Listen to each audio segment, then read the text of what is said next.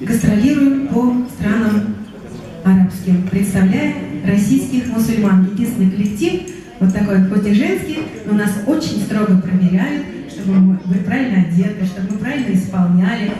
Альхамдулилля, первый раз мы полетели в Иран. И нас так приняли хорошо.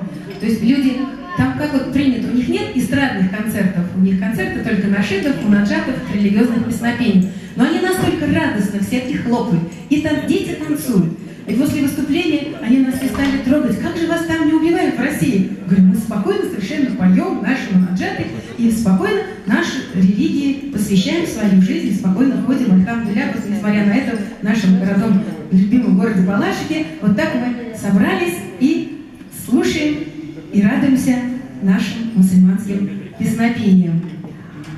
А потом мы полетели в Иорданию, в Тунис, в Марокко. Я почему это начала говорить? Сейчас мы исполним произведение это арабских авторов ассаляту. Каждый раз нам говорили, вот ассаляту надо говорить, петь ассаляту. Мы же поем без фонограммы. В Иордании нам говорили, надо петь ассалату. Мы настолько запутались, а на телевидении везде прямые эфиры.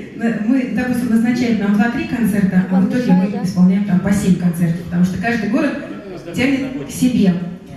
Ну, по-нашему, уже вот как нам говорили иранцы, что ислам, сказать, пришел к нам из Ирана. И поэтому в арабских странах звучит слово не намаз, звучит, а салят. А вот поскольку к нам пришел, вот, если ислам из фарси, то мы называем это намаз, молитва. А во всех языках это звучит салят. Итак, мы вместе исполняем, поэтому дети могут двигаться, взрослые могут хлопать. Нас раньше пугали, говорили, что это воспрещается. Мы посмотрели в арабских странах, это, наоборот, поощряется.